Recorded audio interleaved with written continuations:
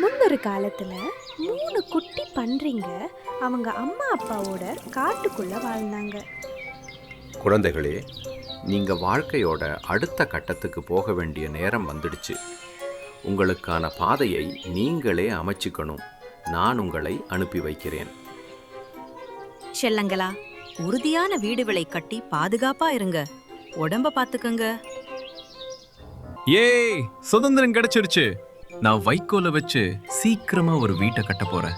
Easy peasy. குச்சிகளை டக் டக்குன்னு உடைச்சு வீடு கட்டுறது ஜாலியா இருக்கும்.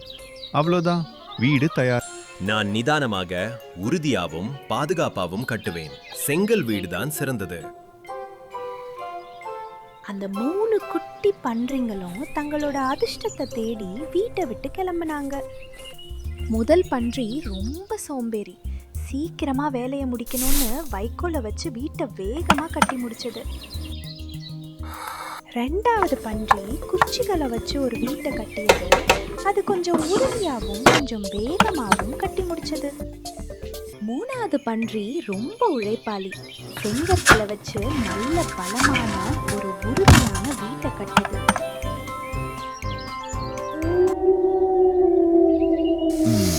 பன்றி கறி வாசனை தூக்குதே. இன்னைக்கு ஒரு புடி பிடிக்க வேண்டியதுதான். குட்டி பன்றி, குட்டி பன்றி, என்னை உள்ளே விடு. என் தாடை முடியின் மேல சத்தியமா சொல்றேன், உன்னை உள்ள விட மாட்டேன்.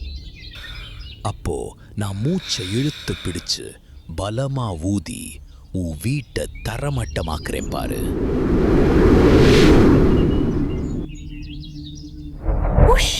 வைக்கோல் வீடு சரிஞ்சு விழுந்துருச்சு. முதல் பன்றி தன் அண்ணனோட குச்சி வீட்டிற்கு வேகமாக ஓடியது. அண்ணா, அந்த ஓநாய் வருது, சீக்கிரம் என்ன உள்ள விடு. சீக்கிரம் வா, இங்க நாம பாதுகாப்பா இருக்கலாம். குட்டி பன்றிகளே, குட்டி பன்றிகளே, என்னை உள்ளே விடுங்க. எங்க தாடை முடியின் மேல சத்தியமா சொல்றோம், உன்னை உள்ள விட மாட்டோம். அப்போ நான் மூச்சை இழுத்து பிடிச்சு பலமா ஊதி உங்க வீட்டை தரமட்டமாக்குறேன் பாருங்க. அந்த குச்சி வீடு ஆடினாலும் விழல. அது வைக்கோல் வீட்டை விட உறுதியா இருந்துச்சு. இன்னும் ஒரு முறை நான் மூச்சை இழுத்து பிடித்து முன்ன விட பலமா ஊதப் போறேன். டமார்! குச்சி வீடு நொறுங்கியது. 2 பன்றிகளும் செங்கல் வீட்டை நோக்கி ஓடின. பெரியண்ணா, கதவை பெரியண்ணா, கதவை திற. வருது. ஓநாய் எங்களை துரத்திட்டு வருது. தம்பி, உள்ள வாங்க. என் செங்கல் வீடு பலமானது. எந்த ஓநாயாலும் இதை ஒன்றும் செய்ய முடியாது.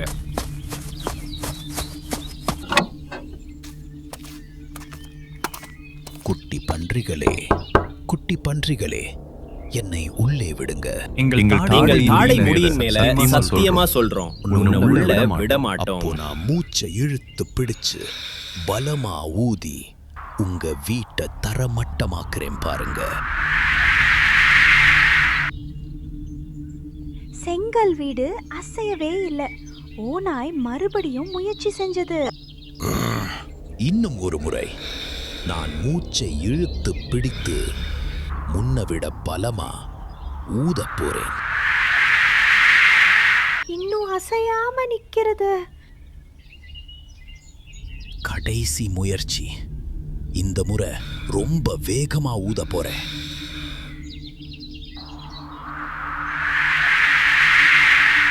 செங்கல் வீடு அசையவே இல்லை.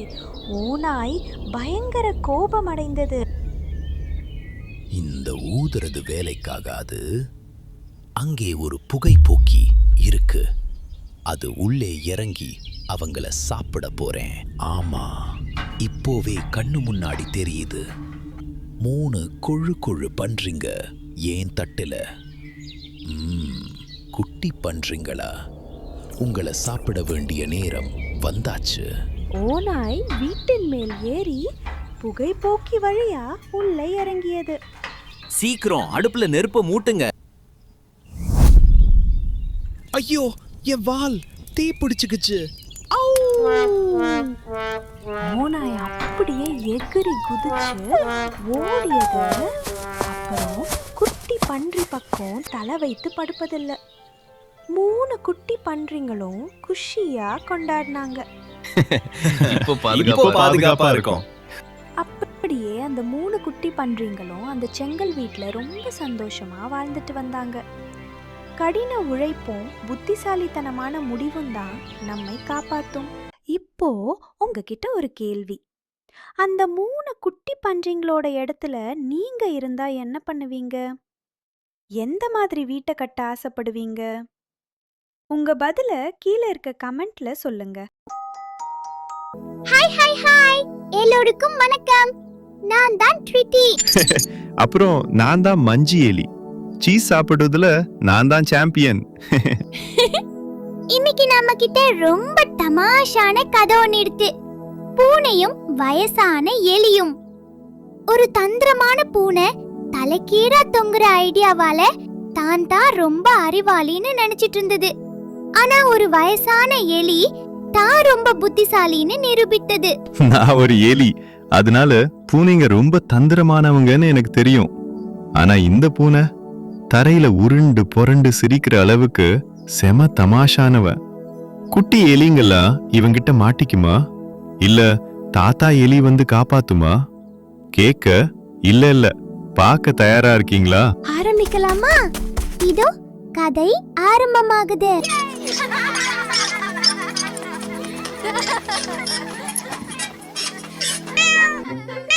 இந்த உலகத்திலேயே நான் தான் மிகச்சிறந்த எலி பிடிப்பவன். சத்தமில்லாம ஒளிஞ்சுக்கோ, பொறுமையா காத்துரு. அப்புறம் ஒரே பாய்ச்சல்.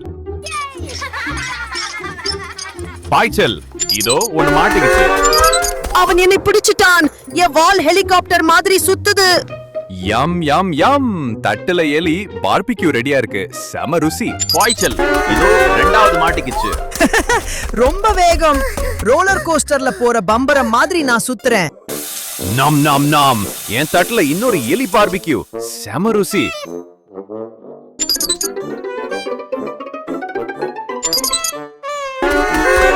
பாய்ச்சல் இதோ 3வது மாட்டிக்கிச்சு. ஒரு துரதிருஷ்டவசமான எலிக்கு அப்புறம் இன்னொன்னு. மறுபடியும் மாட்டிக்கிட்டேனா? என் மீசையெல்லாம் காத்துல பறக்குது. யாம் யாம். மறுபடியும் தட்டுல எலி பார்பிக்யூ. நான் தான் பார்பிக்யூ ராஜா.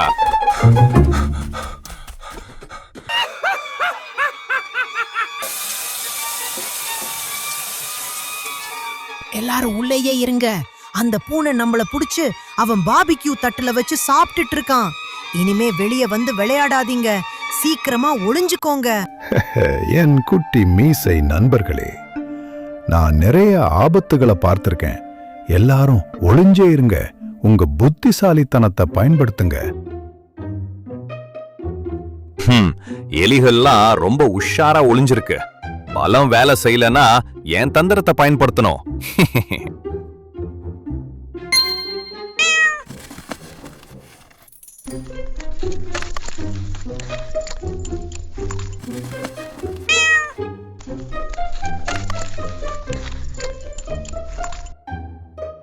அங்க பாரு, அந்த பூனை செத்து போச்சு. ஒரு நனைஞ்ச சாக்ஸ் மாதிரி தொங்கிட்டு இருக்கு. இப்ப நாம பாதுகாப்பா வெளியே வரலாம். என்ன ஒரு அதிர்ஷ்டமான நாள். வாங்க விளையாடலாம். எனக்கு அந்த பூனை மேல நம்பிக்கை இல்ல. அவன் கொக்கியில தொங்குனாலும் சரி, தரையில படுத்திருந்தாலும் சரி, இல்ல ஒரு மூட்டை மாதிரி விரிஞ்சு கிடந்தாலும் சரி, நான் அவன் பக்கத்துல போகவே மாட்டேன். ஓ தாத்தா, நீங்க ரொம்ப பயப்படுறீங்க. அவன் செத்து தொங்கிட்டு இருக்கான். வாங்க வந்து எங்களோட ஜாலியா விளையாடுங்க. இன்னும் கொஞ்ச நேரத்துல நீங்களே பாப்பீங்க, சின்ன பசங்களா. சர்ப்ரைஸ்.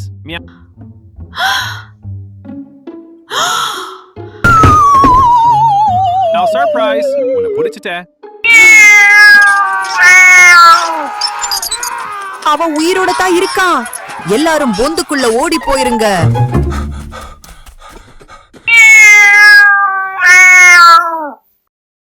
பார்த்தீங்களா, ஒரு புத்திசாலியான எதிரி தன் தந்திரங்களை மாத்திக்கிட்டே இருக்கலாம். ஆனா அவனோட அடிப்படை குணத்தை நாம என்னைக்குமே மறக்க கூடாது. தாத்தா, நீங்க சொன்னதுதான் சரி. இனிமே நாங்க உங்க பேச்சை கேட்டு நடப்போம். அந்த பெருசு என் மொத்த தந்திரத்தையும் சொதப்பிடுச்சு. வாவ், இது ரொம்பவே தமாஷா இருந்துச்சு. இப்போ இந்த கதையோட நீதி என்னன்னு பாப்போம். புத்திசாலிகள் ஏமாற்று வேலைகளை பார்த்து அவ்வளவு சீக்கிரம் நம்பிட மாட்டாங்க. ஒரு பழைய எதிரி புதுசா தமாஷான தந்திரங்களை செய்யலாம். ஆனா ஆபத்து எப்பவுமே ஆபத்து தான். அதனால அந்த பெரிய எலி மாதிரி நீங்களும் புத்திசாலியா இருங்க. நிதானமா முடிவெடுங்க. பாதுகாப்பா இருங்க. இந்த கதையில எந்த பகுதி உங்களை ரொம்ப சிரிக்க வச்சது கமெண்ட்ல சொல்லுங்க.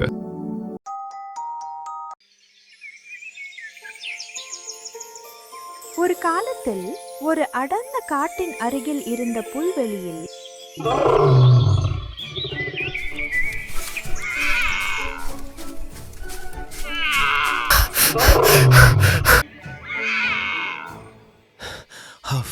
பஃப், அந்த மான் மீண்டும் தப்பிச்சிடுச்சே.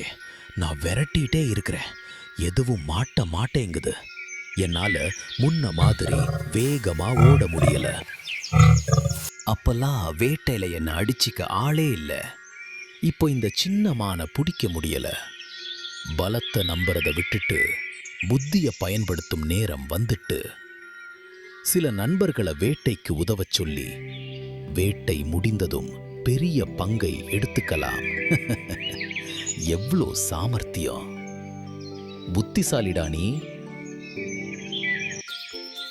அதனால் சிங்கம் ஒரு பலமான ஓநாய், ஒரு வேகமான நரி மற்றும் சுமக்க உதவும் ஒரு கழுதையை சந்தித்தது. என் அருமை நண்பர்களே, வணக்கம். இந்த காட்டின் ராஜாவாகிய நான் கேட்கிறேன், நாம் எல்லாரும் சேர்ந்து வேட்டைக்கு போகலாமா? ஒரு பெரிய மானை பிடிச்சு எல்லாரும் சேர்ந்து பகிர்ந்து சாப்பிடலாம். சரி சிங்கமே, நான் பலமானவன், வேகமாவும் ஓடுவேன். இது செம சுவாரஸ்யமா இருக்கும். நான் ரொம்ப வேகமானவன், கூட்டமாக சேர்ந்து வேட்டையாடுவது ரொம்ப பிடிக்கும். சரி, நானும் சேர்றேன். சுமக்கவும் இழுக்கவும் உதவி பண்ண முடியும். வாங்க போகலாம். அந்த 4 நண்பர்களும் புல்வெளிக்கு போனாங்க. ஒரு பெரிய மானை பார்த்ததும் வேட்டைய ஆரம்பிச்சாங்க. ஓநாய் வேகமாய் துரத்தினது. நரி சுறுசுறுப்பா சுற்றி மானின் வேகத்தை குறைத்தது. கழுதை சரியான நேரத்தில் வழியை மறித்தது.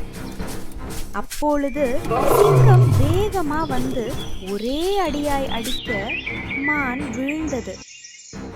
ஏய், ஒன்னா சேர்ந்து வெற்றிகரமா வேட்டையை முடித்தார்கள். மிக சிறப்பாக செயல்பட்டீர்கள் நண்பர்களே. இந்த மானை 4 சமமான பங்குகளா பிரிப்போம். ஒவ்வொருத்தருக்கும் ஒரு பங்கு, சரியா? வாவ், இது ரொம்ப சுவையா இருக்க போகுது. பகிர்ந்ததுக்கு நன்றி சிங்கமே. நல்ல மான் கறி சாப்பிட்டு ரொம்ப நாள் ஆகுது. நாக்குல எச்சி ஊறுது. நாம கஷ்டப்பட்டதுக்கு கைமேல் பலன் கிடைக்க போகுது. நன்றி சிங்கமே. சிங்கம் 4 பங்குகளாக வேட்டையை பங்கு வைத்தது. பின் தன் பெரிய பற்கள் பெரியதாக சிரிச்சது. முதல் பங்கு என்னோடது, ஏன்னா நான் தலைவன், இந்த காட்டோட ராஜா. 2வது பங்கும் என்னோடதே, ஏன்னா நான் தான் இதை பிடித்தேன். 3வது பங்கும் என்னோடதே, ஏன்னா உங்க எல்லாரையும் பாதுகாப்பாக வைத்ததுக்காக. 4வது பங்கு அதுவும் என்னோடதுதான். யாராவது தொட்டா நான் பொல்லாதவனா ஆகிடுவேன். ஐயோ, ஆனா நாம எல்லாரும் உதவி பண்ணோமே. இது நியாயம் இல்லையே. அப்படின்னா எங்களோட பங்குகள் என்ன? சரி, இப்போ எங்களுக்கு நல்லா புரியுது. ஓநாய், நரி, கழுதை 3ம் அமைதியா பின்னாடி சென்றாங்க. சிங்கம் ரொம்ப பெரியதும் பலமானதும் என்பதால் அவர்கள் வாதாடவில்லை. அவர்கள் சண்டை செய்யாமல் விலகி சென்றாங்க. அந்த நாளிலிருந்து அவங்க தனியாக வேட்டையாடினாங்கள். பகிர்ந்து கொடுக்கும் நல்ல மனசுள்ள நண்பர்களை மட்டும் தேர்ந்தெடுத்தாங்க. பாடம் கற்றுக்கிட்டோம். யாரோட சேர்ந்து வேலை பண்றோம்னு புத்திசாலித்தனமா தேர்வு பண்ணணும். அதிகாரம் ஒரு பக்கம் மட்டும் இருந்தால் பங்கு என்பது நியாயமாக இருக்க வாய்ப்பு குறைவு. பலத்தால் தான் அது தீர்மானிக்கப்படும்.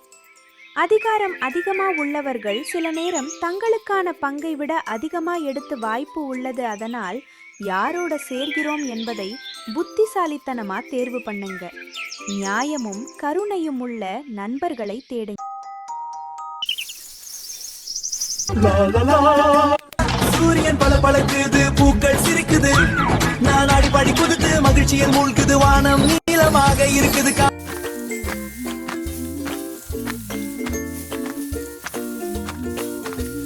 லா லா லா, வெயில் ஜொலிக்குது, பூக்கள் பூத்திருக்கு.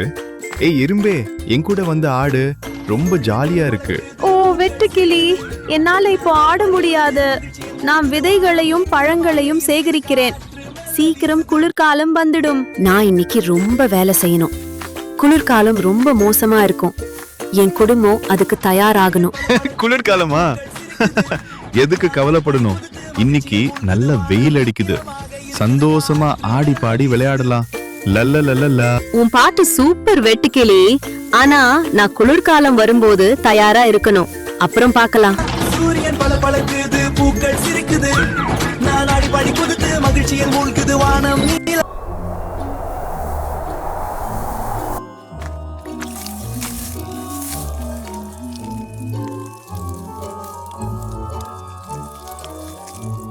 நிறைய உணவு சேர்த்துட்டேன். இனி குளிர்காலத்தை நினைத்து பயப்பட வேண்டாம்.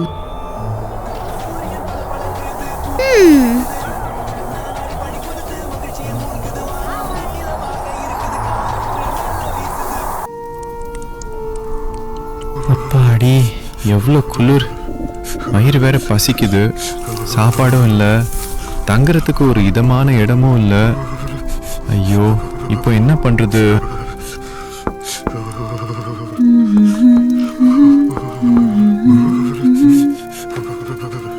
எறும்பே, அன்பான எறும்பே, நீ உள்ளே இருக்கியா? தயவு செஞ்சு எனக்கு கொஞ்சம் சாப்பாடு கொடுக்கறியா? எனக்கு ரொம்ப பசிக்குது. வெட்டுக்கிளி, நான் உன்கிட்ட அப்பவே வெயில் காலத்துல சொன்னேன். நான் தினமும் கடுமையா உழைச்சேன். இப்போ என் குடும்பத்துக்கு தேவையான உணவு வீட்டில் இருக்கு. எனக்கு தெரியும், நான் ஆடிட்டு பாடிட்டு மட்டும்தான் இருந்தேன். என்னை மன்னிச்சிடு. தயவு செஞ்சு எனக்கு உதவி செய். நீ சிறுவன். இது உனக்கு முதல் குளிர்காலம் இல்லையா? அதனால உனக்கு ஒரு வாய்ப்பு தர.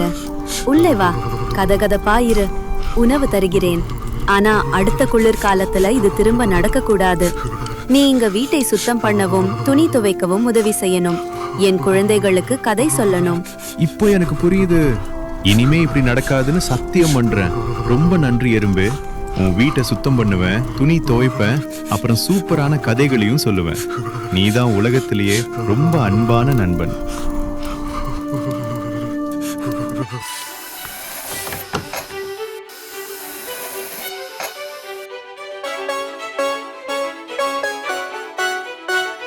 கதை இனிதே முடிந்தது. இன்னும் நிறைய கதைகள் சொல்லுங்க ப்ளீஸ். வெட்டுக்கிளியே, மறுபடியும் வெயில் காலம் வந்தாச்சு.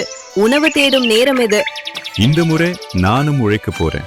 நான் பாட்டும் பாடுவேன், உணவையும் சேமிப்பேன். லா லா லா. ஆனா இப்போ ஒரு பெரிய கூடையோட நாம தான் சிறந்த நண்பர்கள். எல்லா காலத்திலயும் ஒன்னா இருப்போம். ஏய், நாம எப்போதும் சிறந்த நண்பர்கள். ஏய், நாம எப்போதும் சிறந்த நண்பர்கள். எறும்பு மற்றும் வெட்டுக்கிளி நமக்கு ஒரு விஷயத்தை நினைவூட்டுகின்றன. இன்னைக்கு ஜாலியா இருக்கிறது தப்பில்லை. ஆனா நாளைக்காகவும் நாம தயாரா இருக்கணும். வசதியா இருக்கிற காலத்துல நாம செய்யற கடின உழைப்பும் தொலைநோக்கு பார்வையும் தான் கஷ்டமான காலத்துல நம்ம கைவிடாம காப்பாத்தும். நினைவில் வச்சுக்கோங்க. குளிர்காலத்துக்காக திட்டமிட மறுப்பவர்கள் கடைசிய குளிர்ல நடுங்கத்தான் வேண்டியிருக்கும். இந்த நிமிஷத்துக்காக மட்டும் வாழாதீங்க. உங்க எதிர்காலத்துக்காக திட்டமிட்டு செயல்படுங்கள். நீங்க என்ன பண்ண போறீங்க? பாட்டு பாட போறீங்களா இல்ல சேமிக்க போறீங்களா? கமெண்ட்ல சொல்லுங்க.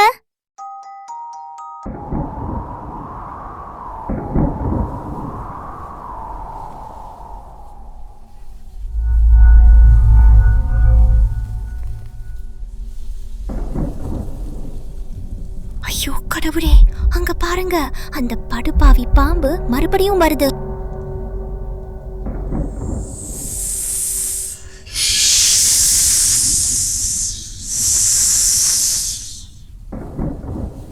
சத்தம் போடாத, அசையாத. அதை கேட்டுற போகுது. நம்ம முட்டைகள், அதுதான் நம்ம வாழ்க்கை. இன்னைக்கு இரவு சுவையான காக்கா முட்டை ஆம்ப்லெட் சாப்பிட போறேன். இல்ல ஹாஃப் பாயில் ஆம்ப்லெட் சாப்பிட போறேன். இந்த முட்டாள் காகங்கள் ஒருபோதும் திருந்தாது. இந்த மரம் என்னோடது. இதுல உள்ள எல்லாம் எனக்கு மட்டும்.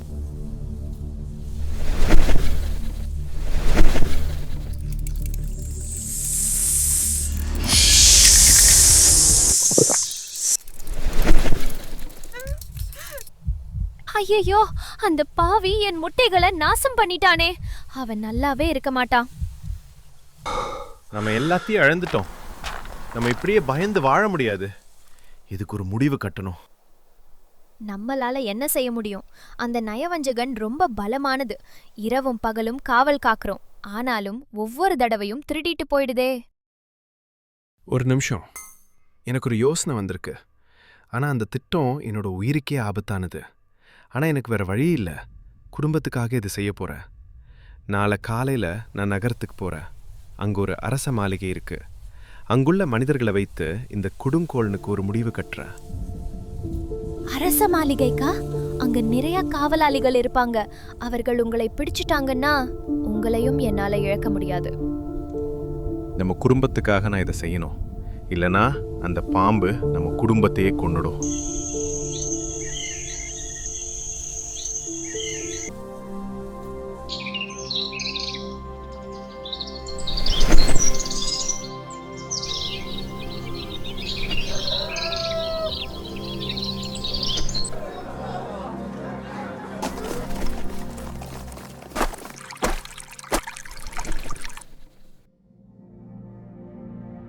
இதுதான் எனக்கு ரொம்ப பிடிச்சது. எவ்வளவு பிரகாசமா அழகா இருக்கு.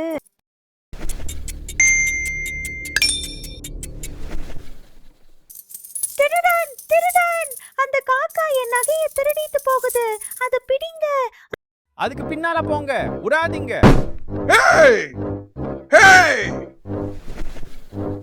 காகமே, உன் குடலை உருவி மாலையா போடுறேன் பாரு.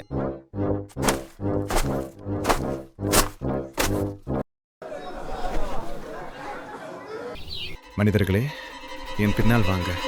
இன்னும் கொஞ்ச தூரம் தான். காக்கா அந்த பெரிய ஆலமரத்துக்கு போகுது. வேகமா போங்க.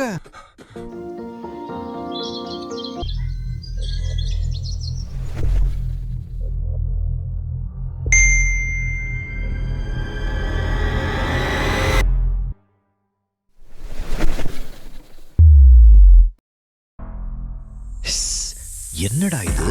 என்னோட வீட்டுக்குள்ள விழுது. ரொம்ப மின்னுது. இது எனக்கு வேணும். அங்க பாருங்க, அந்த காக்கா புத்துக்குள்ள நகையை போட்டுருச்சு. சீக்கிரம் புத்த தோண்டுங்க. என்ன பெரிய பாம்பு! வந்தா ஒரே போடுல அடிச்சு கொன்னுருவ. பயப்படாம தோண்டுவோம். வெளியே போங்கடா அயோக்கிய பசங்களா. இது என்னோட வீடு. பாம்பு அடிச்சு கொல்லுங்கடா, நம்மள கொத்த வருது.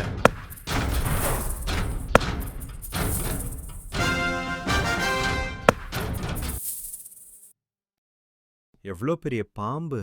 கொஞ்சம் விட்டிருந்தா நம்மள பரலோகம் அனுப்பியிருக்கோம். நம்மளை பிடிச்ச சனியன் போயிட்டு நம்ம யோசனை நல்லா வேலை செய்தது. இனிமே நிம்மதியா இருக்கலாம். ஆமா, இனிமே நம்ம குடும்பம் சந்தோஷமா வாழலாம். சில மாதங்களுக்கு பிறகு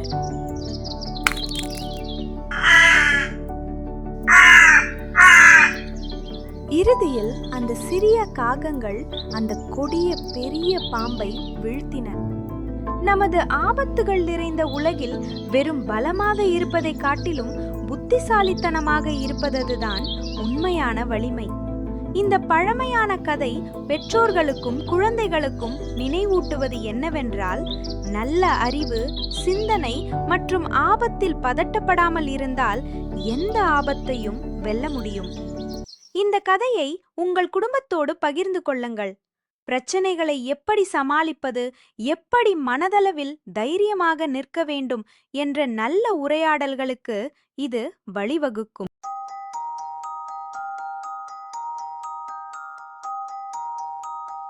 ஒரு மதிய வேளை நரியும் கொக்கும் சந்தித்துக் கொண்டன. ஹே கொக்கு, எப்படி இருக்க? உன்னை பார்த்து ரொம்ப நாள் ஆகிட்டு. வணக்கம் நரியாரே, நீ எப்படி இருக்க? நல்லா இருக்கேன். மதிய சாப்பாட்டுக்கு என் வீட்டுக்கு வா. உலகிலேயே ரொம்ப சுவையான சூப் உனக்காக செய்கிறேன். உனக்கு சமைக்கலாம் தெரியுமா? சரி வார. சில நிமிடத்தில் கொக்கு நரியின் வீட்டை அடைந்தது. வாங்க வாங்க கொக்கே, சரியான நேரத்துல வந்துட்டேன். சூப் சூடாக தயாரா இருக்கு. வாசனையே அருமையா இருக்கு. என்னோட வயிறு பசியில் கத்துது. இனிமேல் காத்திருக்க முடியாது. உனக்கு ரொம்ப பிடிக்கும். உட்காரு, ருசியான விருந்துக்கு ரெடியாரு. கிண்ணம் எங்கே? இதுதான் கிண்ணம். கொஞ்சம் தட்டையா இருக்கு, அவ்வளவுதான். பாவம் கொக்கு கீழே வளைந்து ஓரமாக சாய்ந்து வேடிக்கையான அழகு நடனம் ஆடியும் ஒரு துளி கூட குடிக்க முடியல. கொக்கே, உனக்கு பசிக்கலையா? சரி, உனக்கு நான் உதவி பண்றேன். நரி தன்னுடைய சூப்பை காலி செய்த பின் கொக்கின் தட்டில் இருந்த சூப்பையும் காலி செய்தது. இரட்டை விருந்து, இரட்டை சந்தோஷம். கொக்கு வெறுமையில் சிரித்தது. ஆனால் அதன் கண்களில் ஒரு திட்டம் மின்னியது. விருந்துக்கு நன்றி நரியே. நீ நாளைக்கு என் வீட்டுக்கு வரணும். நான் உனக்காக ஒரு சிறப்பான விருந்தை தயாரிப்பேன். மறுநாள் கொக்கு தனது சமையலறையில் சுறுசுறுப்பாக இருந்தது. நறுக்கி கிளறி சுவைத்து ஒரு பாடலையும் பாடியது. இன்று என் ஸ்பெஷல் சூப்பை நரி எப்படி குடிக்குதுன்னு பாக்குறேன். சரியான நேரத்தில் நரி வந்தது. அதன் வயிறு பசியில் இடியை விட சத்தமா ஒலிச்சது. கொக்கே, என்ன ஒரு தெய்வீக மனம். வாசம் பிடித்து பக்கத்து காட்டுல இருந்து வரப்போறாங்க. நரியே, வருக வருக. சரியான நேரத்துல வந்துட்ட. உட்கார், உணவு தயார். நரி எச்சில் வடிய கைகளை பிசைந்து அமர்ந்தது. பெரிய கிண்ணத்தில் சூப் குடிப்பது போல கனவு கண்டது. ஆனா கொக்கு ஒரு உயரமான மெல்லிய கழுத்து கொண்ட குடுவையில் உணவை கொண்டு வந்தது. சரா, ஏய், இதுல எப்படி குடிக்க முடியும்? இது யானைக்கான ஸ்ட்ரா மாதிரி இருக்கு. கொக்கே, என்னால சூப்ப குடிக்க முடியல. தட்டு இருக்கா? வாய் கொஞ்சம் சின்னதா. பரவாயில்ல, நான் முதல்ல என்னோடத காலி பண்றேன். கொக்கு தன் நீளமான அலகை குடுவையிலே நுழைத்து தனது சூப்பை குடித்து முடித்தது. நல்லா இருக்கு. Sharing is caring. அதனால உன்னோட சூப்பையும் நான் பாசத்தோட குடிக்கிறேன். பிறகு கொக்கு தன் அலகை நரியின் குடுவையில் நுழைத்து நரியின் சூப்பையும் காலி செய்தது. கொக்கே, என் வயிறு இன்னும் காலியா இருக்கு. நரியே, இப்போ தெரியுதா அடுத்தவங்களுக்கு கொடுக்காம பாக்க வைத்து சாப்பிடுறது எப்படி இருக்கும்னு? நரி தலையை சொரிந்து வெட்கப்பட்ட முகத்தோடு கொக்கை பார்த்தது. கொக்கே, நேத்து உன்னை பார்க்க வைத்து நான் மட்டும் சாப்பிட்டது தவறு. மன்னித்து விடு. நான் உன்னை மன்னிச்சிட்டேன் நரியே. இனிமேல் பகிர்ந்து உண்டு நல்ல நண்பர்களா இருப்போம். அடுத்த தடவை எல்லாருக்கும் கிண்ணம் கொண்டு வர்றேன். இனிமேல் ட்ரிக்ஸ் இல்ல. அன்று முதல் நரியும் கொக்கும் மீண்டும் நல்ல நண்பர்கள் ஆனார்கள். உணவையும் மகிழ்ச்சியையும் பகிர்ந்து கொண்டார்கள். மற்றவர்கள் உன்னை எப்படி நடத்த வேண்டும் என்று நினைக்கிறாயோ அதைப்போல் மற்றவர்களை நீ நடத்த வேண்டும். ஒரு அழகிய சிறு கிராமத்தில் ஒரு அன்பான பாட்டி ஒருவர் ஒரு வடைக்கடை வைத்திருந்தார். அன்று காலையில் கடையை திறந்த பாட்டி வடை சுட ஆரம்பித்தார். அந்த சூடான வடையின் வாசம் ஊரெல்லாம் பரவியது. வாங்க வாங்க, சூடான மொறு மொறு வடை, வந்து சாப்பிட்டு பாருங்க. வாவ், வடை ரொம்ப சுவையா இருக்கும் போல. வாசனை ஆட தூக்குது. பசி வேற வயித்த கிள்ளுது. வாயில எச்சி வேற ஊறுது. கையில 10 பைசா கூட இல்ல. என்ன பண்ண? பாட்டிட்ட கேட்டு பார்த்தா ஒருவேளை தருவாரோ? பாட்டி, பாட்டி, எனக்கு ரொம்ப பசிக்குது. ஆனா என்னிடம் காசு இல்ல. பிறகு பணம் வந்ததும் உங்களுக்கு கொடுக்கிறேன். இப்போ ஒரு வடை தர முடியுமா? அட காக்காவா, வா வா. உனக்கு ரொம்ப பசிக்குதா? பணத்தை பத்தி கவலைப்படாதே. இந்த வடைய சாப்பிடு, சுற்ற போகுது. பார்த்து சாப்பிடு. மிகவும் நன்றி பாட்டி. அந்த மரத்தில் உட்கார்ந்து சாப்பிடலாம்னு நினைக்கிறேன். ஆஹா, பாட்டி சுட்ட வடை ரொம்ப சுவையா இருக்கு. இந்த உலகத்திலேயே ரொம்ப சுவையான வடை இதான். இல்லை இல்லை, இந்த பிரபஞ்சத்திலேயே சுவையான வடை இதான். நல்ல மணமான வடை. அந்த காகம் சாப்பிடப் போகுது. ஆனா அது என்னோட வடை. நான் தான் சாப்பிடணும். எப்படியாவது அந்த காகத்தை ஏமாற்றி அந்த வடையை நான் சாப்பிடலும். என்ன பண்ணலாம்? காக்காவை புகழ்ந்து பேசினா அது வாயத் திறந்து பேசும். வாயத் திறந்தா வடை கீழே விழும். விழுந்தா வடை எனக்கு. என்ன ஒரு அற்புதமான ஐடியா! அழகான காகமே, உன் இறக்கைகள் கருப்பு பட்டு போல ஜொலி ஜொலிக்குது. அழகான உன்னோட குரல் கண்டிப்பா தேன் போல இனிமையாதான் இருக்கும். தயவு செஞ்சு ஒரு பாட்டு பாடுறியா? உன் குரலை கேட்க ரொம்ப ஆசையா இருக்கு. உன்னோட பாராட்டுக்கு நன்றி நரியாரே. என் குரல் உனக்கு பிடிக்குதா? ஹஹா, கண்டிப்பா பாடுறேன். காகம் பாடும்போது வடை கீழே விழும்னு நினைச்சேன். ஆனா அது வடைய கால்ல புடிச்சிட்டே பாடுது. புத்திசாலி காக்கா. அந்த காக்காவை ஏமாத்த நான் இன்னும் கொஞ்சம் யோசிக்கணும். அன்பான காகமே, உன் குரல் மிகவும் அருமையாக உள்ளது. நீ அழகா பாடுற மாதிரி அழகா ஆடவும் முடியும்னு நம்புறேன். எனக்காக ஒரு நடனம் ஆடி காட்டுறியா? வடையை என்னோட அலகில் கவ்விட்டு என்னால் ஆட முடியும்னு நினைக்கிறேன். உனக்காக நான் ஆடி காட்டுறேன். இந்த சின்ன காகம் நான் நினைச்சதை விட ரொம்ப புத்திசாலி. வடைய அலகில் புடிச்சுக்கிட்டு ஆடுது. நான் இப்ப இதை எப்படி ஏமாத்தணும்னு யோசிக்கிறேன். இந்த காக்காட்டை யார் உண்மையான புத்திசாலின்னு நிரூபிக்கணும். காகமே, உன் குரல் என் காதில் தேன் பாய்ந்த மாதிரி இருக்கு. உன் நடனம் என் கண்களுக்கு விருந்து மாதிரி இருக்கு. நீ ஆடிட்டே ஒரு பாட்டு பாடினால் அது ஒரு பேரானந்த அனுபவமாக இருக்கும். எனக்காக நீ பாடிட்டே ஆடுறியா? Please please. இவன் வடைய திருட சூழ்ச்சி செய்றான். அதான் ஆடிட்டே பாடச் சொல்லுறான். சரி, இவன்ட்ட கொஞ்சம் விளையாடி பார்ப்போம். ஆஹா, வடை கீழே விழப்போகுது. விழுந்தா வடை எனக்குத்தான். எனக்கு மட்டும்தான். அது என் வடை. என் வடை. அவ்வளவு சீக்கிரம் இல்லை நரியாரே. நரியே, உன் திட்டம் எனக்கு தெரியும். முதல்ல பாடச் சொல்லி அப்புறம் ஆடச் சொன்னது வடை கீழே விழும்போது எடுத்து சாப்பிடதான. பாட்டி அன்போட எனக்கு கொடுத்த வடையை ஏமாத்தி சாப்பிட பார்க்கியா?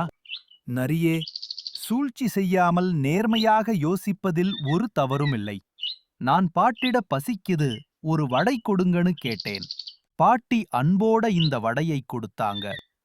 நீயும் நேர்மையா சூழ்ச்சி செய்யாமல் வடைய கேட்டிருந்தால் நானும் உன்னோட பகிர்ந்திருப்பேன். வஞ்சகத்தால ஒருபோதும் வெற்றி பெற முடியாது. உண்மைதான் காகமே. உன்னை ஏமாற்ற நினைத்து தவறு செய்துவிட்டேன். தயவு செய்து என்னை மன்னிச்சிடு. என்னோட செயல் எனக்கே ரொம்ப அசிங்கமாயிருக்கு. சரி நரியே, நான் உன்னை மன்னிக்கிறேன். நீயும் இந்த வடையை கொஞ்சம் சாப்பிடு. Sharing is caring. நன்றி காகமே, உன் அன்பை நான் ஒருபோதும் மறக்க மாட்டேன். பகர்ந்தால்தான் சந்தோஷம் இரட்டிப்பு ஆகும். நரி மாதிரி சூழ்ச்சி செய்தால் ஆரம்பத்தில் கொஞ்சம் வெற்றி கிடைக்கலாம். ஆனால் கடைசியில் எல்லாம் இழந்து வெட்கப்பட வேண்டிய நிலை வரும். நேர்மையும் அறிவும் எப்பொழுதும் வஞ்சகத்தைக் காட்டிலும் வலிமையானது. பாட்டியும் காகமும் அன்போட பகிர்ந்ததால் அவர்களுக்கு உண்மையான சந்தோஷம் கிடைத்தது. நினைவில் கொள்ளுங்கள், அன்பு பகிர்ந்தால்தான் பெருகும். உண்மையான மகிழ்ச்சி நேர்மையிலும் அறிவிலும்தான் இருக்கிறது. நான் ஒரு பயங்கரமான வேட்டைக்காரனிடமிருந்து எப்படி தப்பிச்சேன்னு உங்களுக்கு தெரியுமா? இந்த கதைய பார்த்து தெரிஞ்சுக்கங்க.